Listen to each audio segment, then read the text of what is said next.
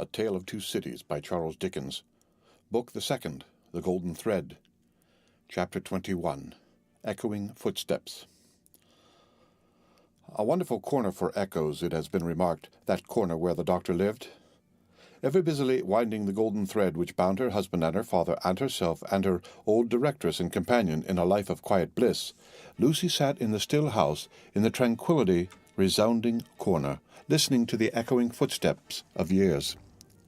At first there were times, though she was a perfectly happy young wife, when her work would slowly fall from her hands and her eyes would be dimmed, for there was something coming in the echoes, something light, afar off, and scarcely audible yet, that stirred her heart too much. Fluttering hopes and doubts, hopes of a love as yet unknown to her, doubts of her remaining upon earth to enjoy that new delight divided her breast. Among the echoes, then, there would arise the sound of footsteps at her own early grave, and thoughts of the husband who would be left so desolate, and who would mourn for her so much, swelled to her eyes and broke like waves. That time passed, and her little Lucie lay on her bosom. Then, among the advancing echoes, there was the tread of her tiny feet, and the sound of her prattling words. Let greater echoes resound as they would, the young mother at the cradle side could always hear those coming. They came, and the shady house was sunny with a child's laugh, and the divine friend of children, to whom in her trouble she had confided hers, seemed to take her child in his arms, as he took the child of old, and made it a sacred joy to her. Ever busily winding the golden thread that bound them all together, weaving the surface of her happy influence through the tissue of all their lives, and making it predominate nowhere, Lucie heard in the echoes of years none but friendly and soothing sounds. Her husband's step was strong and prosperous among them, her father's firm and equal. Lo, Miss Pross, in harness of string, awakening the echoes as an unruly charger, whip-corrected, snoring and pawing the earth under a plane tree in the garden. Even when there were sounds of sorrow among the rest, they were not harsh nor cruel. Even when golden hair, like her own, lay in a halo on a pillow round the worn face of a little boy, and he said with a radiant smile, "Dear Papa and Mamma, I am very sorry to leave you both and to leave my pretty sister, but I am called, and I must go." Those were not tears all of agony that wetted his young mother's cheek, as the spirit departed from her embrace that had been entrusted to it. "Suffer them, and forbid them not. They see my father's face." Oh, Father, blessed words! Thus the rustling of an angel's wings got blended with the other echoes, and they were not wholly of earth, but had in them that breath of heaven. Sighs of the winds that blew over a little garden tomb were mingled with them also, and both were audible to Lucie in a hushed murmur like the breathing of a summer sea asleep on a sandy shore, as the little Lucie, comically studious at the task of the morning, or dressing a doll at her mother's footstool, chattered in the tongues of the two cities that were blended in her life. The echoes rarely answered to the actual tread of Sydney Carton. Some half-dozen times a year, at most, he claimed his privilege of coming in uninvited, and would sit among them through the evening, as he had once done often. He never came there heated with wine, and one other thing regarding him was whispered in the echoes, which has been whispered by all true echoes for ages and ages.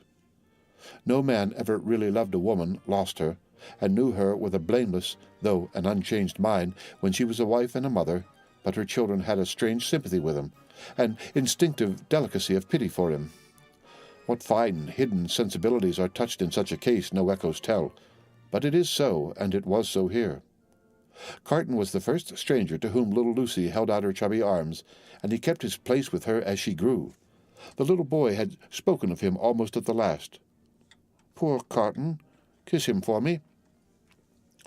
Mr. Stryver shouldered his way through the law like some great engine forcing itself through turbid water, and dragged his useful friends in his wake, like a boat towed astern. As the boat so favoured is usually in a rough plight and mostly under water, so Sydney had a swamped life of it. But easy and strong custom, unhappily so much easier and stronger in him than any stimulating sense of desert or disgrace, made it the life he was to lead, and he no more thought of emerging from his state of lion's jackal than any real jackal may be supposed to think of rising to be a lion. Stryver was rich, had married a florid widow with property and 3 boys who had nothing particularly shining about them but the straight hair of their dumpling heads. These three young gentlemen, Mr. Stryver, exuding patronage of the most offensive quality from every pore, had walked before him like three sheep to the quiet corner in Soho, and had offered as pupils to Lucie's husband, delicately saying, "Hulloa, here are 3 lumps of bread and cheese towards your matrimonial picnic, Darnay." The polite rejection of the 3 lumps of bread and cheese had quite bloated Mr. Stryver with indignation, which he afterwards turned to account in the training of the young gentlemen by directing them to beware of the pride of beggars like that Tudor fellow. He was also in the habit of declaiming to Mrs. Stryver over his full-bodied wine on the arts Mrs. Darnay had once put in practice to catch him, and on the diamond-cut diamond arts in himself, madam, which had rendered him not to be caught. Some of his King's Bench familiars, who were occasionally parties to the full-bodied wine and the lie, excused him for the latter by saying that he had told it so often that he believed it himself, which is surely such an incorrigible aggravation of an originally bad offence as to justify any such offenders being carried off to some suitably retired spot, and there hanged out of the way. These were among the echoes to which Lucie, sometimes pensive, sometimes amused and laughing, listened in the echoing corner, until her little daughter was 6 years old. How near to her heart the echoes of her child's tread came, and those of her own dear father's, always active and self-possessed, and those of her dear husband's need not be told, nor how the lightest echo of their united home, directed by herself with such a wise and elegant thrift, that it was more abundant than any waste, was music to her. Nor how there were echoes all about her, sweet in her ears, of the many times her father had told her that he found her more devoted to him, married, if that could be, than single, and of the many times her husband had said to her that no cares and duties seemed to divide her love for him, or her help to him, and asked her, "What is the magic secret, my darling, of your being everything to all of us, as if there were only one of us, yet never seeming to be hurried or to have too much to do?" But there were other echoes from a distance that rumbled menacingly in the corner all through this space of time, and it was now about little Lucie's 6th birthday that they began to have an awful sound, as of a great storm in France with a dreadful sea rising. On a night in mid-July, 1789, Mr. Lorry came in late from Tellson's and sat himself down by Lucie and her husband in the dark window. It was a hot, wild night, and they were all three reminded of the old Sunday night when they had looked at the lightning from the same place. "I began to think," said Mr. Lorry, pushing his brown wig back, "that I should have to pass the night at Tellson's. We have been so full of business all day that we have not known what to do first or which way to turn. There is such an uneasiness in Paris that we have actually a run of confidence upon us. Our customers over there seem not to be able to confide their property to us fast enough. There is positively a mania among some of them for sending it to England." "That has a bad look," said Darnay. "A bad look, you say, my dear Darnay?" "Yes, but we don't know what reason there is in it. People are so unreasonable. Some of us at Tellson's are getting old, and we really can't be troubled out of the ordinary course without due occasion." "Stiff," said Darnay. "You know how gloomy and threatening the sky is." "I know that, to be sure," assented Mr. Lorry, trying to persuade himself that his sweet temper was soured, and that he grumbled. "But I am determined to be peevish after my long day's botheration. Where is Manette?" "Here he is," said the doctor, entering the dark room at the moment. "I am quite glad you are at home, for these hurries and forebodings by which I have been surrounded all day long have made me nervous without reason. You are not going out, I hope?" "No, I am going to play backgammon with you, if you like," said the doctor. "I don't think I do like, if I may speak my mind. I am not fit to be pitted against you tonight. Is the tea-board still there, Lucie? I can't see." "Of course. It has been kept for you." "Thank you, my dear. The precious child is safe in bed?" "And sleeping soundly." "Oh, that's right, all safe and well. I don't know why anything should be otherwise than safe and well here, thank God. But I have been so put out all day, and I am not as young as I was. My tea, my dear. Thank ye. Now, come and take your place in the circle, and let us sit quiet and hear the echoes about which you have your theory." "Not a theory. It was a fancy." "A fancy, then, my wise pet," said Mr. Lorry, patting her hand. "They are very numerous and very loud, though, are they not? Only hear them." Headlong, mad and dangerous footsteps to force their way into anybody's life, footsteps not easily made clean again if once stained red, the footsteps raging in St. Antoine afar off, as the little circle sat in the dark London window. St. Antoine had been that morning a vast dusky mass of scarecrows, heaving to and fro, with frequent gleams of light above the billowy heads where steel blades and bayonets shone in the sun. A tremendous roar arose from the throat of St. Antoine, and a forest of naked arms struggled in the air like shriveled branches of trees in a winter wind, all the fingers convulsively clutching at every weapon or semblance of a weapon that was thrown up from the depths below, no matter how far off. Who gave them out, whence they last came, where they began, through what agency they crookedly quivered and jerked, scores at a time, over the heads of the crowd like a kind of lightning, no eye in the throng could have told. But muskets were being distributed, so were cartridges, powder, and ball, bars of iron and wood, knives, axes, pikes, every weapon that distracted ingenuity could discover or devise.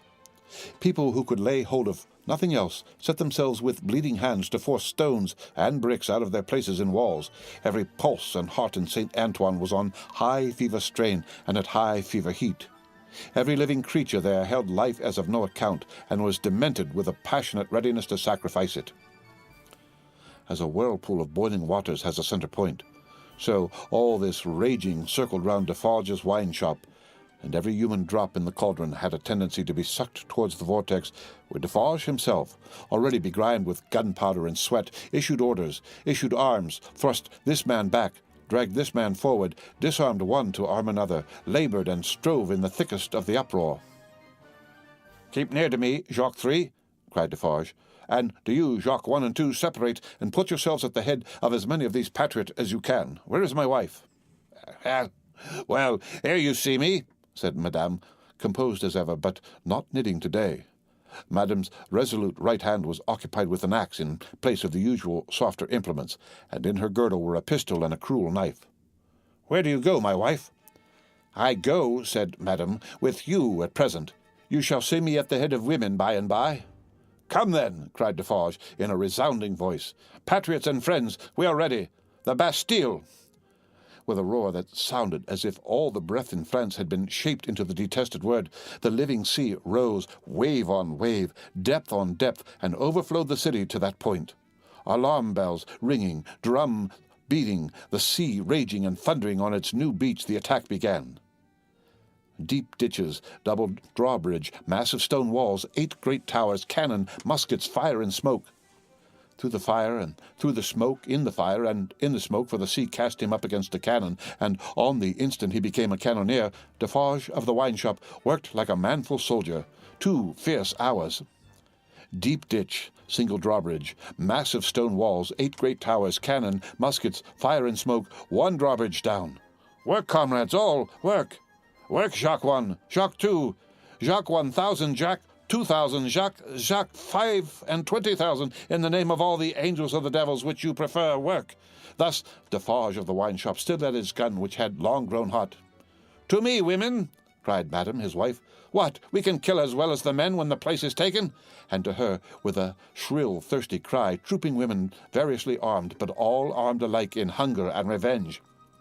Cannon, muskets, fire and smoke, but still the deep ditch, the single drawbridge, the massive stone walls, and the 8 great towers, slight displacements of the raging sea made by the falling wounded, flashing weapons, blazing torches, smoking wagon-loads of wet straw, hard work at neighbouring barricades in all directions, shrieks, volleys, execrations, bravery without stint, boom, smash and rattle, and the furious sounding of the living sea. But still the deep ditch, and the single drawbridge, and the massive stone walls, and the 8 great towers, and still Defarge of the wine shop at his gun, grown doubly hot by the service of 4 fierce hours. A white flag from within the fortress, and a parley, this dimly perceptible through the raging storm. Nothing audible in it.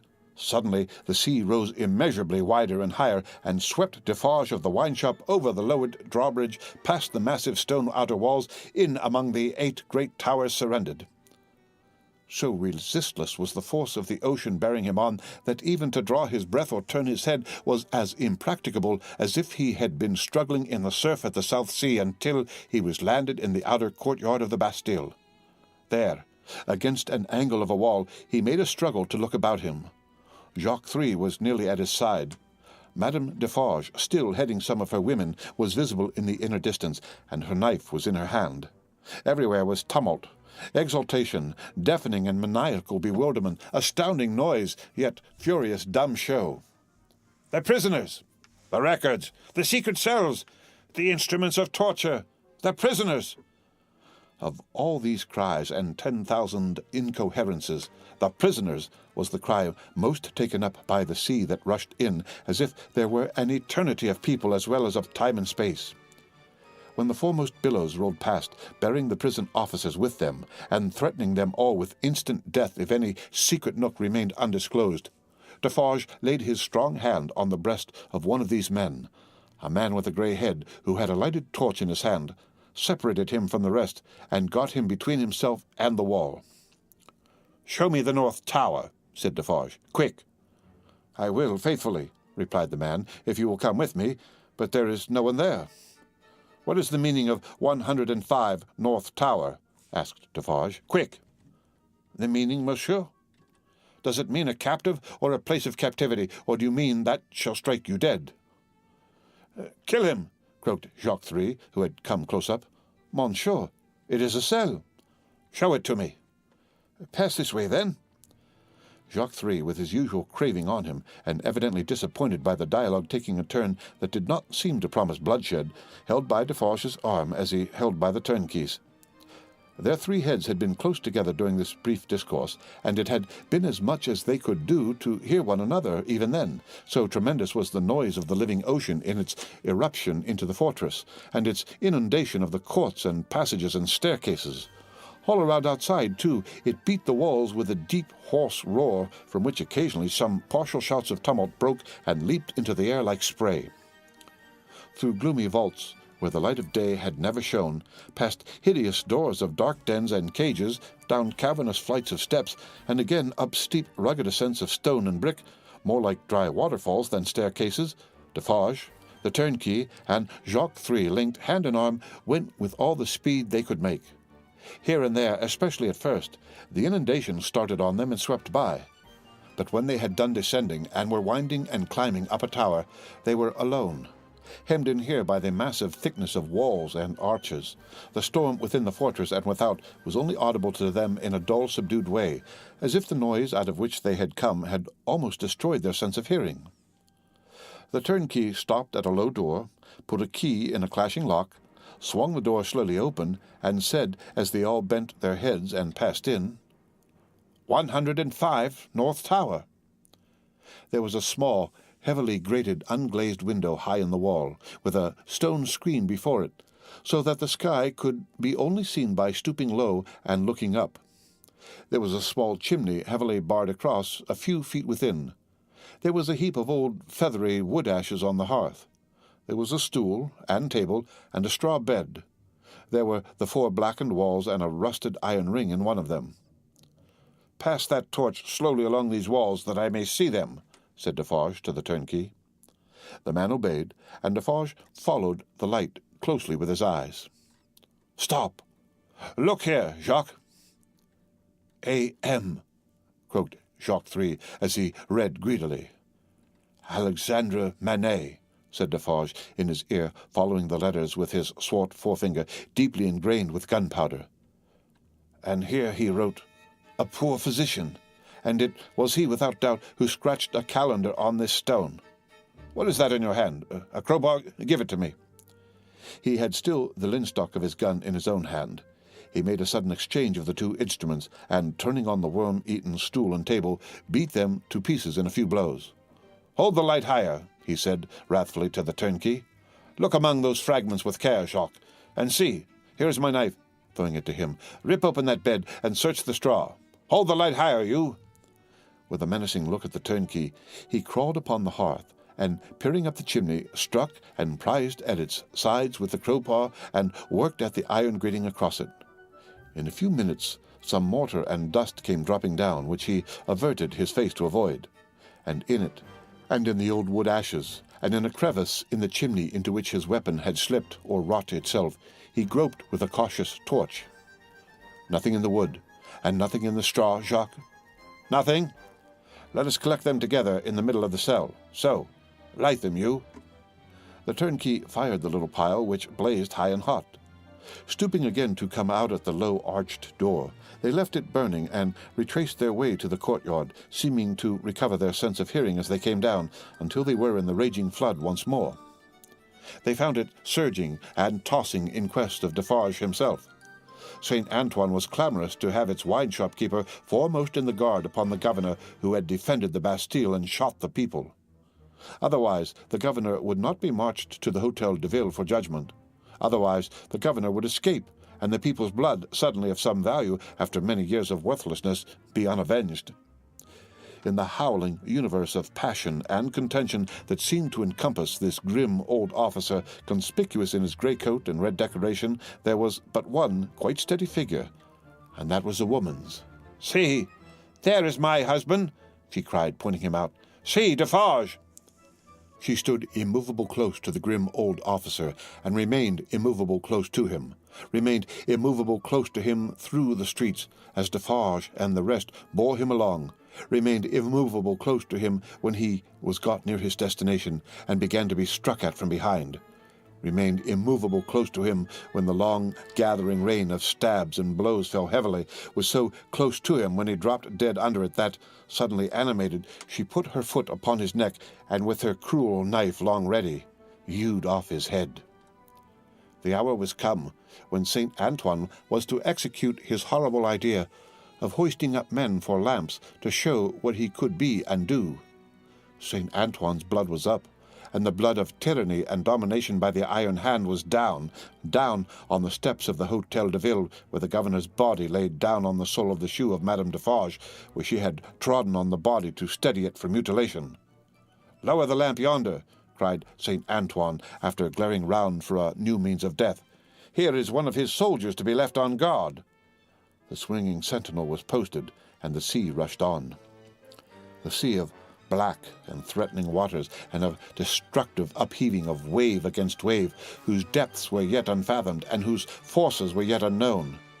The remorseless sea of turbulently swaying shapes, voices of vengeance, and faces hardened in the furnaces of suffering, until the touch of pity could make no mark on them.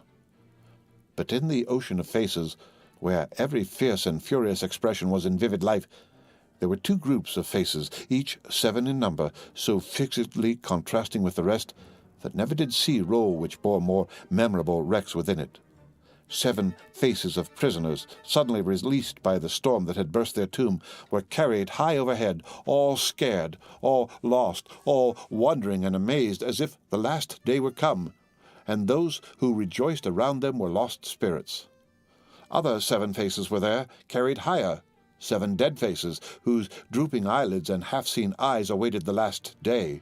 Impassive faces, yet with a suspended, not an abolished expression on them, faces rather in a fearful pause, as having yet to raise the dropped lids of the eyes and bear witness with the bloodless lips, "Thou didst it." 7 prisoners released, 7 gory heads on pikes, the keys of the accursed fortress of the 8 strong towers, some discovered letters, and other memorials of prisoners of old time, long dead of broken hearts, such and such like, the loudly echoing footsteps of St. Antoine escort through the Paris streets in mid-July 1789. Now, heaven defeat the fancy of Lucie Darnay, and keep those feet far out of her life, for they are headlong, mad, and dangerous, and in the years so long after the breaking of the cask at Defarge's wine-shop door, they are not easily purified when once stained red. The end of Book the Second, The Golden Thread, Chapter 21, read by Rick Kistner, for Lit to Go on the web at fcit.usf.edu.